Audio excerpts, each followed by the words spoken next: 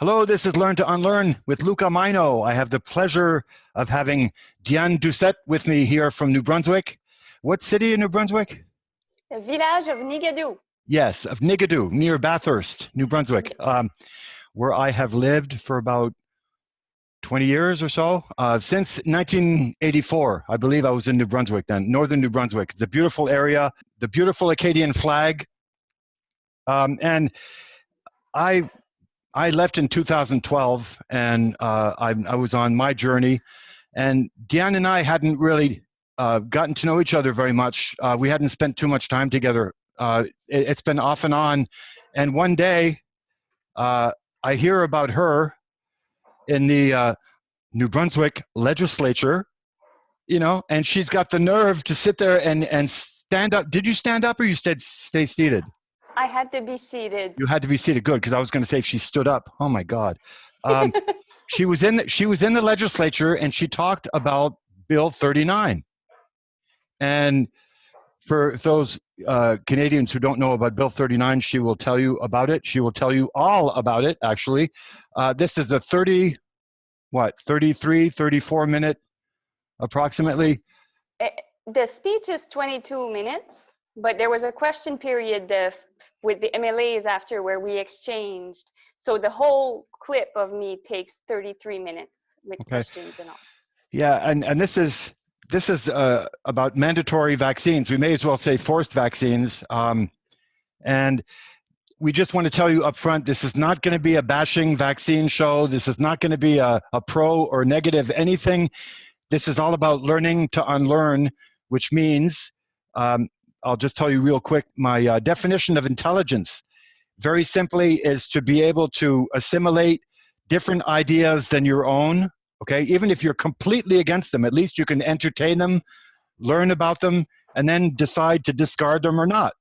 And this is what we're here for. Learning to Unlearn is introducing Diane Doucet today. Diane, tell us what you're all about and why you're here. Well, I'm a person that believes in human freedom because I believe that corporations don't always have our best interest at heart. And we shouldn't put everything at their feet and put our bodies in their hands as if we are things to be owned and experimented on against our will, under no circumstances. Because once you give your body over to the state, you become a slave. And it's not just yourself and your children, but it's all the generations that follow after you. Because once a government gets a power, they usually never let that go, even when things get better. They grab power, they hold on to it. And it's a concept that's controversial to some people, but at the same time, it is essential. It's very difficult for people that know a lot more than other people, that are more experienced, that have more knowledge, that have been digging like I have, let's say, for like the last 20 years. This video wants to reach people that are starting to wake up, I think. That's fair enough, right? Yeah. And we want to give people the idea that, you know, we are in power. Like, you know, we're not to give away the power that we have as sovereign beings. The Native Americans here that have been here for 10,000 years, that's how they lived. They were sovereign. They, you know, the women were the, you know, the matriarchs were the ones controlling everything. The men had nothing to say. The men had their own thing to do, of course. But this is really important because we really need to educate, learning to unlearn. We have to say, hang on a second. We have to find the courage to stop and say, hang on a second, you know, this is not right. And I've just got about 10,000 million more points of respect for Diane after I saw her, you know, listen to her. And she was sounding like she was, you know, in the legislature for 10 years. You sounded like you didn't even sound nervous very much from the very first words. I'm not accustomed to talking in front of a lot of people, you know, it's like, yeah, you know, and the broken French accent, I have to say this, it's absolutely adorable. Oh, Thank because you. we speak French all the time, but if we started that, then we would lose everybody for sure. But what we want to do is give people the link to the video, which we're showing now. And we want to go through the video piece by piece, probably taking out the best parts, the very best parts of it that Diane's going to explain to us. And it would be really good for people to listen to that. Even listen to the whole thing. There's not very much to look at on the link itself, because it just shows who's speaking, and it's a house type of video. But our job is to just make it shorter. The 33-minute video becomes a little instructional video between her and I. So Diane, what do you think, just before we start, what do you think are the most important parts of the video that you want to express to people? A part that I was really passionate about is how things have been portrayed so far. The media should never have the role of turning a segment of the population against another. And when it comes to this issue, that's exactly what has happened. It's an issue that's been divided into a pro-vax versus anti-vax issue, two camps fighting against each other, with the media being biased on one side, labeling people. Anyone who questions mandatory vaccinations is automatically labeled with an anti-vaxxer label, which is a false label, because there are even some people who are for their vaccinations and who don't want government involved in their medical decision-making process. Exactly. And the media pretend that they don't exist, and they do. They've kept those people out of the debate, because once they're allowed in, then it's a whole other ball game. It's no longer a bunch of anti-vaxxers who are labeled plague-spreading, disease-spreading vermin. That's how they treat people. They form the opinion of people in the media. They portray people who are concerned about mandatory vaccinations as being uninformed, dangerous, being negligent, abusive to their children, being a danger to everyone. While in the science community, it is very divided, and there's a lot of evidence showing that it's not black and white, and people should value owning their bodies. Like, it's a crucial human freedom. And in my speech, I also talked about how sometimes crises are used to manipulate the public with fear. And once you're in a state of fear, you will do anything to be saved. You will give up every freedom you have to be saved. And sometimes the people who wanted to pass some unpopular legislation that would otherwise have a lot of opposition to it, when there are events that are made to make people very frightened, they're taking advantage of those opportunities. It's called the Hegelian dialectic. It's a very real tactic. There you go. Oh, geez, you're getting me going now. We're not going to stop if you keep going like that. I'm going to rewind to two things you said. Okay, division. No. You talked about the media first. Okay, the media. Their job is to divide and conquer. That's exactly what they're supposed to do. They're being paid by the governments, which are being paid by the agenda higher up, which are going to do exactly what you said. They want to put fear in our hearts. They want to divide us, to conquer us better, and push propaganda. This is exactly what that's what they do best. In the world that I'm in, I'm swimming in it day and night. And with this coronavirus today, what they're doing is they're pushing so much disinformation from all angles that only the people that have done a lot of research are the only ones that can kind of swim through it and know, oh, that's not true, oh, that's not true, and filter through it. But this is the whole purpose of it. The Hegelian dialectic is them, you know, I hate using the word government because it's another step up on top of them, but the people that are controlling, first of all, before I touched on the Hegelian dialectic, let me just say real quick that the object of tyranny, and this is a very important slide that we're showing here, the object of tyranny is to invent two lies and invite a heated debate on which one is true. That's how they work. The Hegelian dialectic is the same way. They create the problem, then they create the solution afterwards, right away, or both, or even the solution before they let go of the problem. They wait for the people to react, and then when the people react, hey, we got the problem right here. This is exactly what they're doing, and now it's not going to be voluntary, it's going to be mandatory vaccinations with this. So this is why I'm so happy to hear Diane talk about the right that we have, the sovereign body that we have. We're taught as a kid not to question authority. We're taught to not ask questions and just behave and do what you're told. Government, in the Bible, it even says the government is placed there by God, and we have no business even disagreeing with it. We have to go along with it.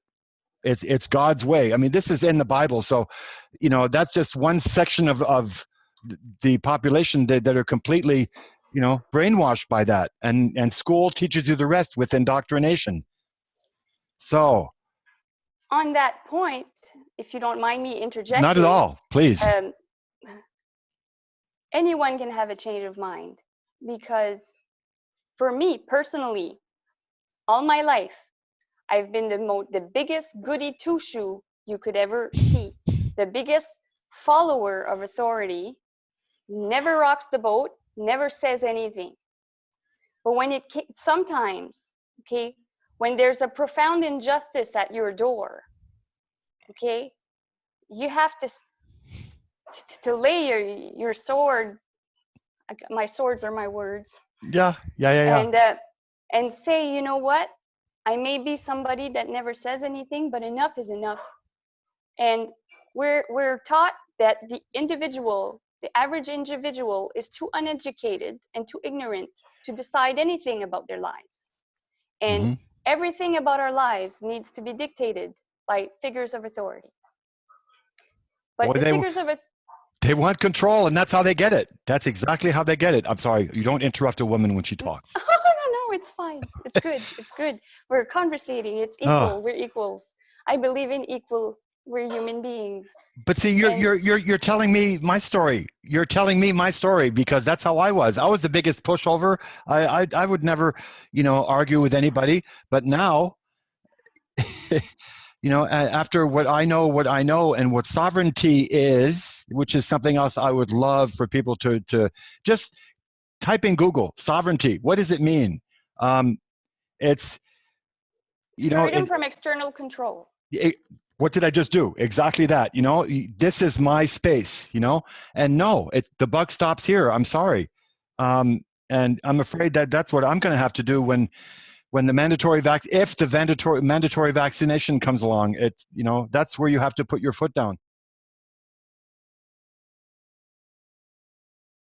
Welcome back, everybody. We had the idea of showing you different parts, like the most important parts, as we were saying, of Diane's presentation at the House of Commons in Fredericton, New Brunswick. I find that hard to believe. But she has chosen different parts.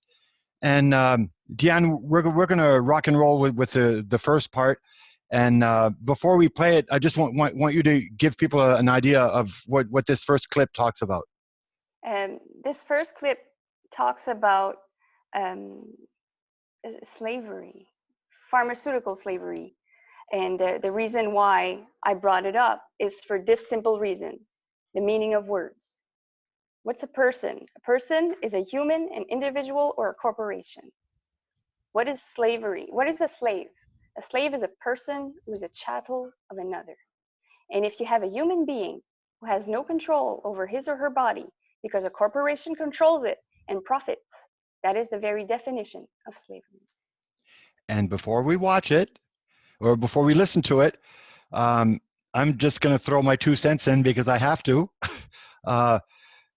Slavery was invented so that government could be in control all the time, and it's not a joke when you have the puppeteer with the strings. Okay, it really isn't.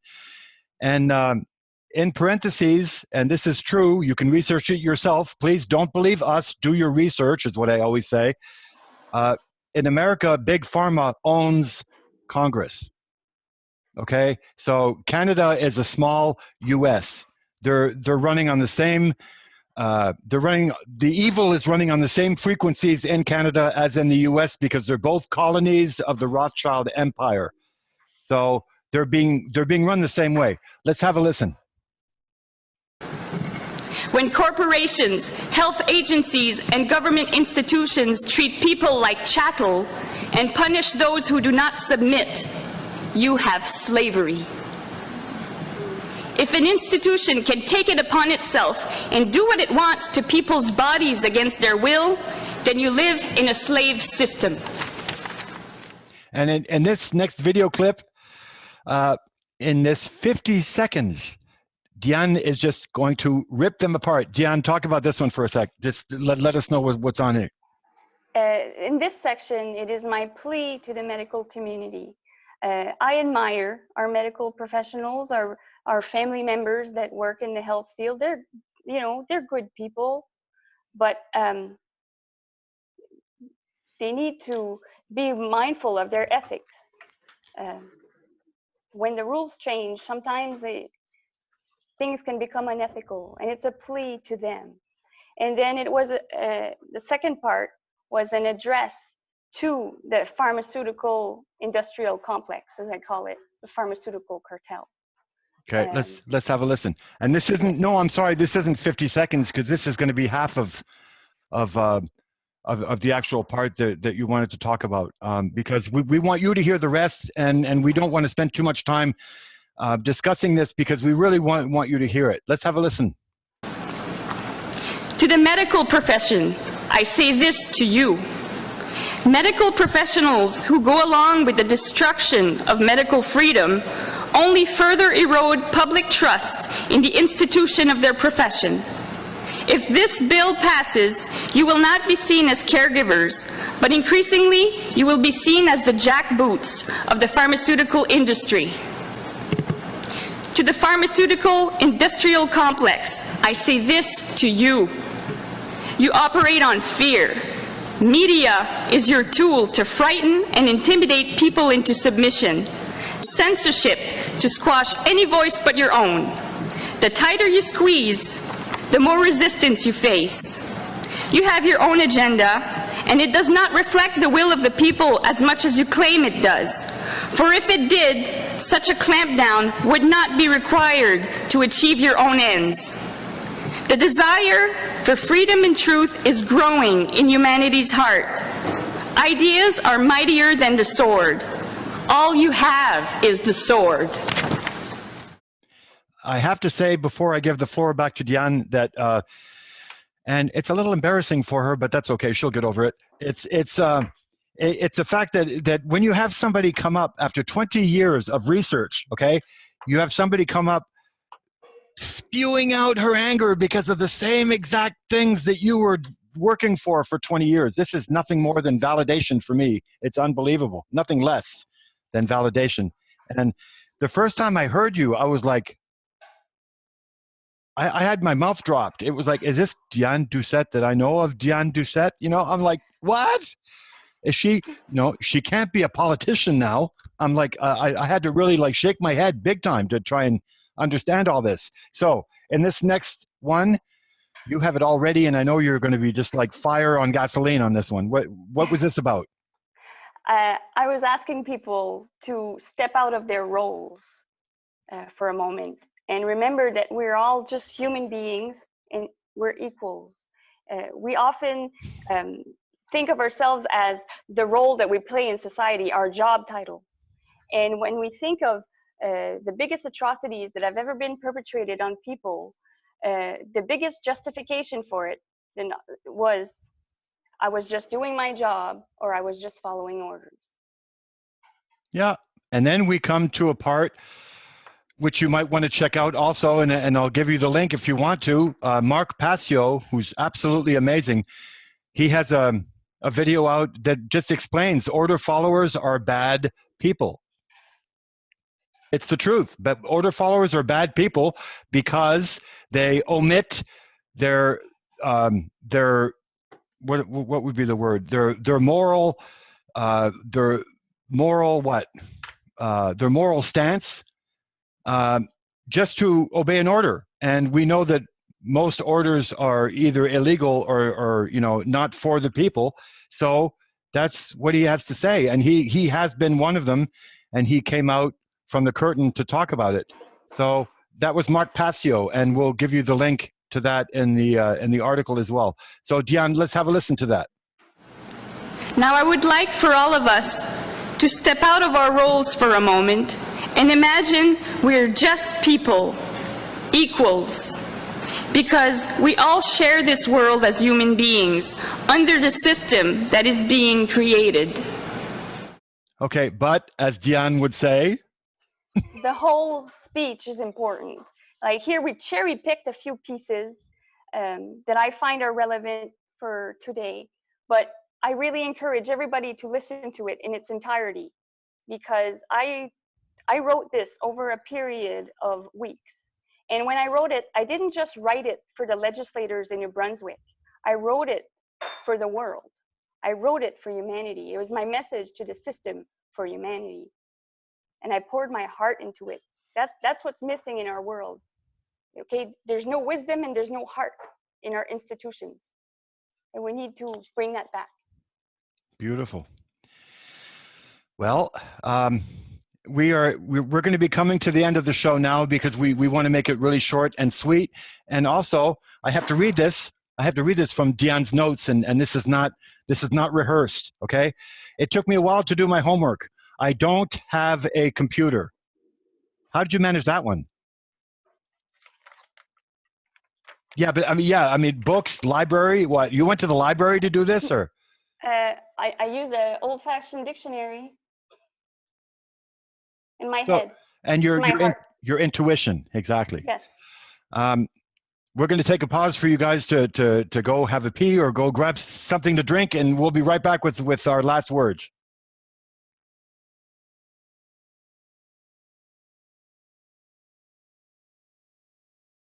And we are back.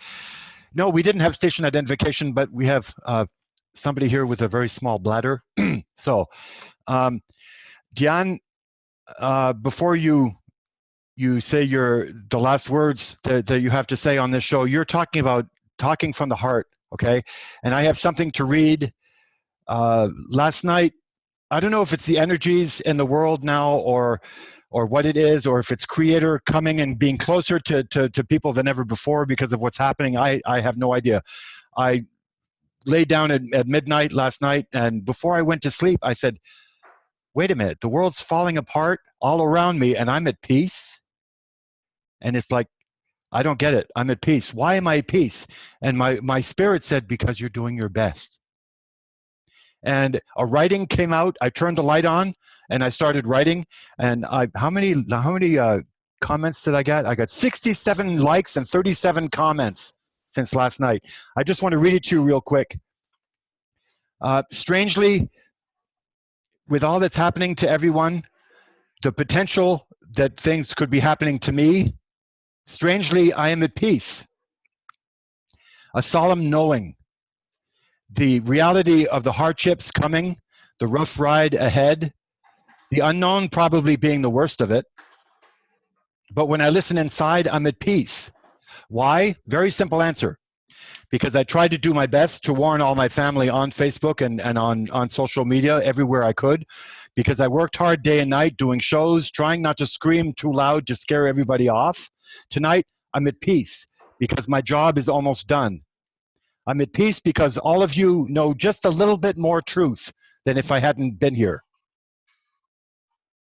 Okay? And this show is dedicated to Diane and to all the people that have to decide with this and with the heart if they, yes or no, if they agree with the vaccines or if they want to take them or not. This is from the heart, And I'm going to leave Diane with the last words, because that's just, you know, when you're with the right people and you do shows, it's magic. I don't have any, I have one piece of paper for my notes and that's it, you know, and it just flowed like water. Diane, thank you. Tell me, talk to me. Well, I think what people need to remember is that during these uncertain times, everybody is just trying to be safe and do the best for themselves and their family. We have to remind ourselves to remember who we are and not forget who we are. If we're good people and we have love in our hearts, we have to keep that, because when times get dark, sometimes out of fear, we start treating each other very badly. And that's not a road we want to go on. We may not have control over what's going on around us, but we have control over how we act as people. And if you're a person that might not have had a lot of love in your heart and might not have needed anyone, well, when times get hard, sometimes you need people. So it might be a good idea to reclaim your humanity and be a light in these dark times and inspire the people around you so that we don't feel alone.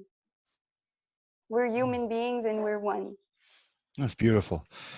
And we have a picture of the lighthouse that we're showing. It's my favorite picture of the lighthouse that screams its beams across, you know, and it just sits there. It doesn't need thanks. It doesn't need to be talked to. It knows what its job is, and it lightens up the world for everybody, and it gives them hope. And I think if one word, and actually that's exactly what you said to me when you were talking to me earlier before we started recording, Diane. You were saying that you just want to give people HOPE. Yes. And just remember, we're in a spiritual war. There's no other way to explain it. We're in a spiritual war. This evil is just as capable as love is. And when you wake up in the morning, it's your choice. You can either love people, do good, or hate people and be angry and take from people and you know, and destroy the world. So the more good people we have with love behind them, the more powerful we're going to be.